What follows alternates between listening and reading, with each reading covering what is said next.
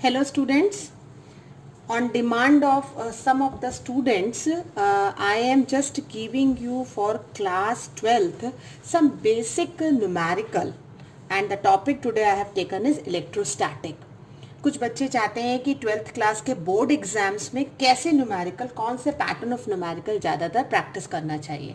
सो आज के वीडियो में मैंने 2-3 पैटर्न आपको मैं दिखाऊंगी कि what type of question it is usually asked. Okay, so first is I'm just saying the question. You please go through the video very clearly because writing question will take lot of time. तो मैं question को dictate कर रही हूँ और direct आपको मैं given thing से स्टार्ट करूँगी. सो बहुत बेटर होगा कि जब आप मेरा वीडियो देख रहे हो तो आप उसको क्वेश्चन को किसी कॉपी में लिख लीजिए. ओके, तो देखिए हमारे पास जो एक न्यूमेरिकल है उसमें जो हमारा गिवन है वो क्या कह रहा है कि 3 point charges are kept at the 3 vertices of equilateral triangle. यानी मेरे पास एक इक्विलेटरल ट्रायंगल है कुछ इस तरीके का और 3 वर्टिसेस में मेरे पास 3 पॉइंट चार्जेस हैं ए बी सी, जहां ए पर मेरे पास 2 माइक्रोकूलम का चार्ज है, बी पर मेरे पास -3 माइक्रोकूलम का चार्ज है और सी पर भी -3 माइक्रोकूलम का चार्ज है. ठीक है, तो इक्विलेटरल ट्रायंगल है जिसमें आपके पास तीनों पॉइंट्स पर चार्जेस रखे हुए हैं और साइड जो है इसकी वो 20 सेंटीमीटर की है. इक्विलेटरल ट्रायंगल की जो साइड दी है वो हमको 20 सेंटीमीटर की दी हुई है. This is our question. Now what should be the sign and magnitude of the charge which is placed on the side BC. ये क्वेश्चन में ही वो कह रहा है कि हमें एक ऐसा चार्ज फाइंड आउट करना है, उस चार्ज की वैल्यू क्या होगी, ओके, एंड इसका साइन क्या होगा.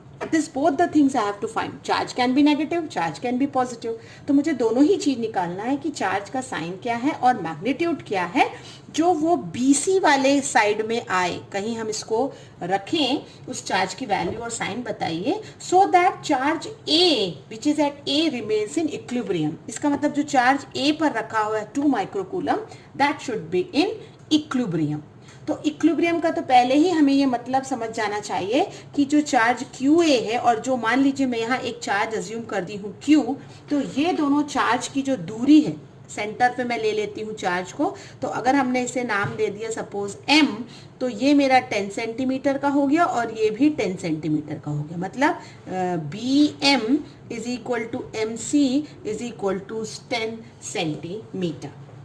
ओके, तो ये तो यहीं से क्लियर है कि अगर ये इक्विलिब्रियम में है तो चार्ज का नेचर जो होगा पॉजिटिव होगा और जो फोर्स लगेगी वो फोर्स हमारी जो BC पर लगा रही है आपस में, ठीक है, वो उसके बराबर होगी. तो अब हम इसको कैलकुलेट करते हैं कि कैसे, हाउ. तो सबसे पहले हम देखेंगे क्या क्या गिवन है, और फिजिक्स में सबसे इंपॉर्टेंट होता है given and then conversion of the unit. ये बहुत इंपॉर्टेंट चीज होती है. एक ही सिस्टम ऑफ यूनिट पे आपको काम करना पड़ता है. तो जैसे मेरे पास चार्ज QA कितना है, चार्ज QA इज 2 माइक्रोकूलम. अगर मैं इसे कन्वर्ट करूं तो ये हो जाएगा 10 to the power -6 coulomb. Correct. उसके बाद मेरे पास QB भी है, वो है -3 माइक्रोकूलम. इसे भी मैं कन्वर्ट करूंगी तो 10 टू द पावर -6 कूलम हो जाएगा. ओके, देन मेरे पास AB is equal to AC. AB जो साइड है वो AC के बराबर है और वही BC के भी बराबर है, दैट इज 20 सेंटीमीटर है. इसे मुझे मीटर में कन्वर्ट करना पड़ेगा तो it is 0.2 metre. I hope ये एकदम क्लियर होगा. सिर्फ मैंने गिवन थिंग्स लिख के आपको क्या किया है, सिर्फ यूनिट को कन्वर्ट किया है. अब Q जो चार्ज है वो एट अ पॉइंट M पर है, so that A is in equilibrium. This thing you have to remember. यानी फोर्स किस किस के बीच की, A से B पर जो फोर्स लगेगी या A से C पर जो फोर्स लगेगी, और जो भी आपस में इक्विलिब्रियम है, मतलब दिस शुड बी सेम, वो सेम रहनी चाहिए. ठीक है, तो अभी हम पहले निकालते हैं कि फर्स्ट थिंग कि अगर हम फोर्स निकाल रहे हैं QA ड्यू टू QB, ये ध्यान रखना है, हम A पर फोर्स निकाल रहे हैं, QA पर ड्यू टू QB. तो हमारे दो चार्ज कौन कौन हो गए, QA QB हो गई. दोनों के बीच का डिस्टेंस कितना हो गया, 0.2 मीटर हो गया. तो हमें एक ही फोर्स का फॉर्मूला पता है एंड दैट इज F. हम B कह सकते हैं और उसको हम बोलेंगे 1/4πε0 Q1 Q2 बाय डिस्टेंस का स्क्वायर, यानी मैं ए बी स्क्वायर कह सकती हूँ, क्योंकि this formula only I was knowing, that is coulomb's law, है ना। तो अगर मैं इसमें वैल्यू पुटअप करूं तो ये 9 इंटू 10⁻9 हो जाएगा। क्यू ए की वैल्यू भी हम जानते हैं 2 इंटू 10⁻6, क्यू बी की भी जानते हैं -3 इंटू 10⁻6। अब इस माइनस साइन को आप मैग्नीट्यूड में लेंगे, है ना, तो माइनस कंसिडर नहीं करेंगे, होल डिवाइडेड बाय -2 का 0.2 का स्क्वायर। तो जब आप इसको कैलकुलेट करेंगे तो आपको जो फोर्स मिलेगी वो ए से बी मिलेगी, क्योंकि अट्रैक्टिव होगी ना, दोनों अपोजिट चार्जेस हैं, तो डायरेक्शन क्या होगा, direction will be along A to B, और जब आप इसको कैलकुलेट करेंगे तो you will get the answer approximately 1.35 newton. Okay, अब हमको क्लियर है कि यहाँ पे भी -3 है, यहाँ पे भी -3, मतलब आप देख सकते हैं बी पर भी -3 थी और सी पर भी -3 माइक्रोकूलम का चार्ज है, दोनों का डिस्टेंस भी सेम है, तो फोर्स भी सेम होगी, और एक पॉजिटिव एक नेगेटिव है, तो ये अगर ए से बी लग रही थी तो ये वाली फोर्स ए से सी लगेगी। तो I think that is also very clear कि अलोंग ए सी जो फोर्स होगी उसका मैग्नीट्यूड भी यही होगा 1.35 न्यूटन का, है ना। तो B और C पर जो भी फोर्सेस A लगा रहा है दैट विल बी सेम, लेकिन हमको अगर रिजल्टेंट निकालना है तो जो फोर्सेस B और C पर हैं वो इक्विलेटरल ट्रायंगल पे 60 डिग्री है ना, क्योंकि ट्रायंगल इक्विलेटरल दिया हुआ था, तो वो इक्विलेटरल ट्रायंगल पे अगर इंक्लाइंड 60 डिग्री है तो हमारे पास देखिए क्या क्या है, हमारे पास एफ बी है 1.35 न्यूटन का, एफ सी है 1.35 न्यूटन का, और दोनों का इंक्लाइंड एंगल 60 डिग्री है, करेक्ट। तो हम रिजल्टेंट फोर्स का फॉर्मूला लगाएंगे, F is equal to √FB² plus FC² plus 2FB/FC cos theta, ये पैरेललोग्राम लॉ है आपका, है ना, A² plus B² plus 2AB cos theta. आप वैल्यू पुटअप करेंगे and F you will get nearing 2.34 newton, और ये जो फोर्स होगी resultant that will be along AM लगेगी। ओके, रिजल्टेंट फोर्स जो होती है वो देखिए डायरेक्शन आप ऐसा लेंगे ना, मैंने आपको डायरेक्शन में बताया है, ये FB का डायरेक्शन है, ये FC का डायरेक्शन है। तो अब आपकी जो रिजल्टेंट लग रही है वो किस तरफ लग रही है, F जो है वो AM के तरफ लग रही है। ओके, तो अब आपने AM निकाल दिया 2.34। तो अब हमारे पास जो फोर्स है वो A से लेके M तक है। M तक जो मैंने एक चार्ज रखा है, बिगनिंग में ही आपको बताया था, वो चार्ज क्या है, Q है। मैंने फोर्स निकाल ली है और मुझे इसी चार्ज का मैग्नीट्यूड निकालना है और डायरेक्शन। तो ये तो आपको क्लियर हो रहा है कि फोर्सेस कैसी होनी चाहिए, अपोजिट होनी चाहिए, क्योंकि ये इधर लग रही है अगर अंदर की तरफ, तो नेचुरली इक्विलिब्रियम करने के लिए ये बाहर लगनी चाहिए। तो अगर हमारा ये वाला पॉजिटिव चार्ज है तो इसका साइन भी पॉजिटिव होगा, तभी तो रिपल्सिव फोर्स लगेगी, और रिपल्सिव फोर्स ही ए को इक्विलिब्रियम पे रखेगा। तो चार्ज का साइन पॉजिटिव होना चाहिए, ये हमें पता चल गया। अब उसकी वैल्यू निकालनी है, again only I am knowing one law, that is coulomb's law. तो अब हमारे पास क्या क्या है, हमारे पास वैल्यू ऑफ F है जो हमने 2.34 निकाली हुई है। अब हमारे पास चार्ज हमने Q कंसिडर किया है, और एक चार्ज हमारा QA है जो हमें क्वेश्चन में दिया हुआ है 10⁻6 कूलम। ये तीनों चीजें हमारे पास हैं। Again I will apply the law, और लॉ क्या कहता है कि it is 1/4πε0 QA into Q by AM² is equal to, in equilibrium this will be equal to 2.34, क्योंकि ये फोर्स है हमारी। One very important thing here student, AM ये तो हमें नहीं पता है, AM मतलब A से M तक का डिस्टेंस, तो क्या हम निकाल सकते हैं, ये AM है हमारा, ये हमारा 20 है और ये हमारा 10 है, isn't it? तो ये अगर हमें AM निकालना है तो I have to use the Pythagoras theorem, और पाइथागोरस थ्योरम कहती है कि 20² is equal to 10² plus AM नाम दिया था हमने से AM², यानी अगर मुझे AM निकालना है तो I have to do √20² minus 10², and you will get the answer nearing 0.1 √3 meter. So now everything is known to you in the formula. This is 9 into 10 to the power 9. QA की value आपके पास है, Q आपको निकालना है और AM है, मतलब आपको क्रॉस मल्टीप्लाई करना पड़ेगा और क्रॉस मल्टीप्लाई करके आपको Q की जो वैल्यू मिलती है, I am giving you the answer that Q is nearing 0.39 into 10 to the power minus 6 coulomb. If you want that I should write the complete calculation, please give me the comment that I should write it.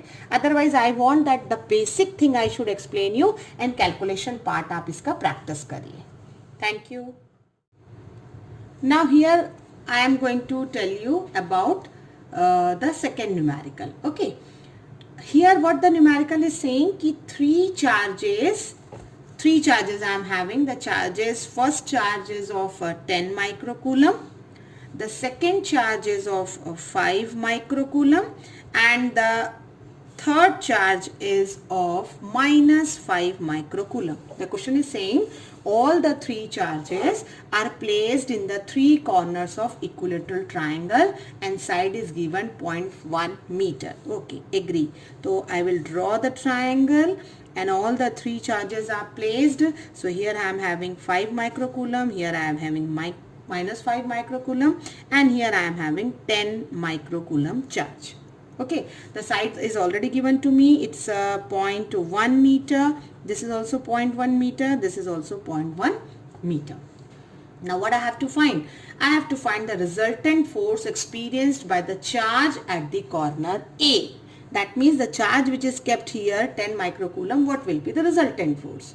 Very simple. First if I will give the name A, B, C, then what I can say? First B जो A पर force लगा रहा है, first I will find out that. Then A जो है वो C के कारण feel कर रहा है, that I will find the force, and the resultant then I have to calculate at the point A. क्योंकि एक प्लस है, प्लस Q वाला जो होगा वो रिपल्सिव फोर्स देगा, है ना. तो मान लीजिए वो रिपल्सिव फोर्स जो है वो FAB है जो बाहर की तरफ जा रही है, माइनस साइन जो है वो प्लस को अट्रैक्टिव देगा, तो मान लीजिए इसे आप FAC कह सकते हैं. तो रिजल्टेंट कौन देगा? रिजल्टेंट इन दोनों के बीच का बना हुआ डायगोनल देता है, इजंट इट. तो आप एक पैरेललोग्राम फिर से कंप्लीट कर सकते हैं यहाँ, और रिजल्टेंट मुझे ये डायगोनल देगा जिसे मैं F कह सकती हूँ. अगर आपको F निकालना है that means you want theta, तो ये अंदर का तो 60 डिग्री है ना, this is very clear, equilateral triangle है तो ये 60 डिग्री है. तो अगर ये पूरा जो स्ट्रेट लाइन है जो आउटवर्ड फोर्स लग रही है ये 180 है, तो 180 माइनस 60 यानी कितना हुआ? 120 आपका ये वाला एंगल है. वो कौन सा? जो FAC और FAB आपस में लगा रहा है. तो अगेन वेरी क्लियर कि मुझे रिजल्टेंट फोर्स के लिए वही फॉर्मूला प्रूफ करना पड़ेगा कि F is nothing but FAB square plus FAC square plus 2FAB FAC cos theta.